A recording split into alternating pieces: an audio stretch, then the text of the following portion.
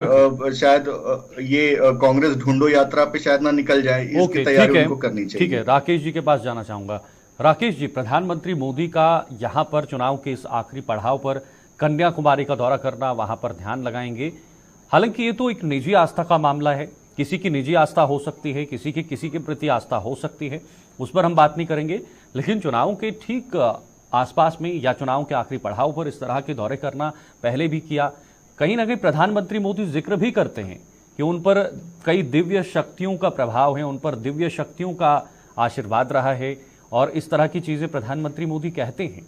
आप कैसे इसको वर्णन करेंगे? के साथ आपके दर्शकों को मेरा प्रणाम।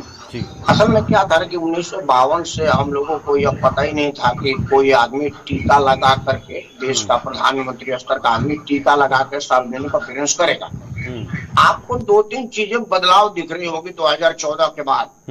बड़ा आश्चर्य है, आपने कोई जालीदार टोपी लगाए किसी नेता को इस चुनाव में देखा? आप एक विजुअल निकाल दीजिए मेरे आर्काइव से मंगा करके। किसी को जामा मस्जिद पर फतवा जारी कराने के लिए वहां पर चरण पादुका चाटते हुए देखा? नहीं तो वहां पर चरण पादुका चाटने वालों की लाइन लगी रहती थी। होता था कि आपका 20 दिन बाद नंबर मिलेगा, 15 दिन से चप्पल चाटने वालों की भीड़ लगी हुई है। यह आपने देखा? देखिए, वो कह रहे हैं हमारा माइंड सेट हो गया था कि जी चुनाव आने के साल भर पहले हमको जामा मस्जिद जाना है। अब तो अचानक आप पूछ देंगे ना दर्शकों से कि जामा मस्जिद के इमाम कौन है, तो नाम ही याद नहीं, क्योंकि वो बिल्कुल नेफ्ट में चले गए हैं। अब काम बोल रहा है। दूसरा क्या है कि नरेंद्र मोदी जब से प्रधानमंत्री बने हैं, यह बात जरूर क्या, वो कहां जहे भी जाए, जिस क्षेत्र में जाते हैं वहां का कोई अगर प्रतिष्ठित देवस्थल है उसका दर्शन वो जरूर करते हैं। उसके लिए चुनाव को इंतजार नहीं है कि चुनाव में ही जाएंगे, वो देश में जाए या विदेश में जाए तो वो जाते हैं। अब चूंकि नरेंद्र मोदी के प्रधानमंत्री बनने के बाद कोई मुद्दा विपक्ष क्रिएट कर नहीं पा रहा है, और यह लोकतंत्र के लिए ठीक नहीं है।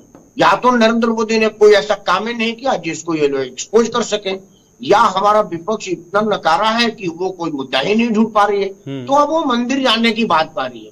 जो लोग नरेंद्र मोदी के मंदिर जाना, ध्यान लगाना, योग करने का बात रखेंगे, वो सब नरेंद्र मोदी के पीछ पे ही खेल रहे हैं। क्योंकि नरेंद्र मोदी चाहते तो यही है कि इस देश के 80-90% आबादी वाले लोगों को पता चल जाए कि यह नेता तुम्हारे लिए है। ठीक है। जो नहीं होता था, क्योंकि लोगों को भरोसा था कि हिंदुओं को हमने जात में बांट दिया है, मेरा वाला जात मेरे को दे देगा, बाकी 20% मुसलमानों को खुश कर दो तो हम सत्ता बना लेंगे, सरकार बना लेंगे, सरकार चला लेंगे। और यही अब तक चलता आ रहा है। यह पहली बार हुआ है कि जात टूटी है, धर्म टूटा है और विकास काम कर रहा है, इसीलिए परेशानी। ओके, रवि जी भी हमारे साथ बने हुए हैं। रवि जी, आपके पास आऊंगा। रवि जी, इसमें कोई दोहराई नहीं कि भारत एक सांस्कृतिक देश है, यहाँ पर संस्कृति के हिसाब से चला जाता है, श्रद्धा भाव वाले लोग हैं यहाँ पर। कहीं ना कहीं ऐसे में चुनाव के इस समय पर प्रधानमंत्री मोदी का ये इस तरह का कदम उठाना, एक और अभी जो चरण है वो बाकी, उस दृष्टिकोण से देखा जाए तो क्या इसका भी एक प्रभाव है आम लोगों पर? जी बिल्कुल। देखिए, मोदी जी जो भी काम करते हैं उसमें कुछ नया होता है, ये बात पूरा देश जानता है। और 2014 के बाद देश ने एक ऐसा प्रधानमंत्री देखा जो 2014 में जिस तरह से हमने चुनाव देखे थे, लोकसभा के चुनाव, एक नई ऊर्जा के साथ प्रधानमंत्री मोदी जो है वो मैदान में उतरे थे। उस समय की लोकप्रियता काफी ज्यादा थी। 2019 में और शायद मुझे लगता है कि लोकप्रियता बढ़ी है। 2024 की बात करें तो क्या वाकई में 2014, 2019 और 2024 की जो लोकप्रियता है प्रधानमंत्री मोदी की, चाहे वो देश के अंदर हो या विदेश के अंदर हो, वो बढ़ी है या बरकरार वहीं पर है, या फिर कहीं ना कहीं उस लोकप्रियता पर असर पड़ा हुआ है जिस तरह से ये पिछले चरणों के चुनाव हुए हैं? देखिए, प्रधानमंत्री के लोकप्रियता का जो मुख्य आधार है वो ये है उनकी कंसिस्टेंसी। वो जो काम लगातार करते आ रहे हैं वो उनको लोकप्रिय बना रहा है।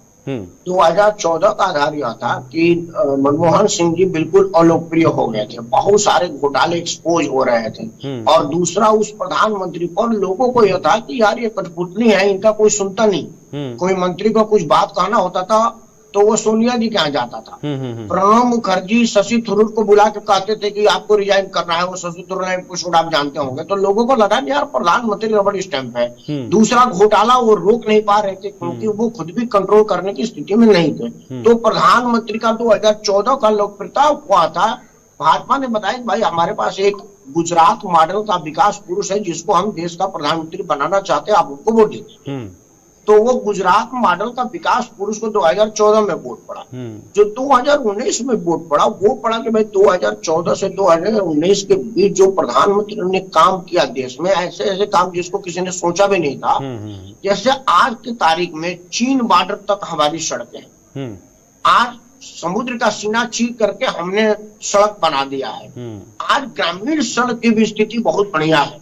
दूसरा क्या है कि जो जिससे जनता को फर्क पड़ता है, नरेंद्र मोदी ने कुछ टिकाऊ कुछ काम चलाऊ हर तरह के निर्णय लिए। जैसे मैं एक भारतीय होने के नाते ये मुफ्तखोरी का बहुत ज्यादा इंडोर्स नहीं करता कि 5 किलो आटा दे दो, 15 किलो तेल दे दो, फलाना दे दो। लेकिन ये क्या होता है ना कि सिनेमा हॉल में कुछ आगे सीटें होती है ना सस्ती वाली, उसको भी रखना पड़ता है, कुछ बालकनी की होती है, तो पिक्चर हॉल चलाने के लिए सब देखना पड़ता है। तो नरेंद्र मोदी ने कुछ लोकलुभावन काम भी किए कि भाई हम 80 करोड़ जनता को मुफ्त में राशन देंगे। कोरोना काल में ठीक था, तो बंद था, लेकिन अब कंटिन्यू वोट के लिए किया जा रहा है। बड़े बड़े उद्योगपतियों को माहौल दिया बिजनेस के लिए, नए बच्चों को स्टार्टअप दिया बिजनेस के लिए, तो हर आदमी को कुछ दिया। मुसलमान को कंप्यूटर और कुरान दिया, दलित वाले को आरक्षण का सहारा दिया, शिक्षा का माहौल दिया। और सबसे बड़ी बात कि 10 साल के कार्यकाल में कोई 2G 3G जीजा जी जैसा कोई कांड नहीं हुआ।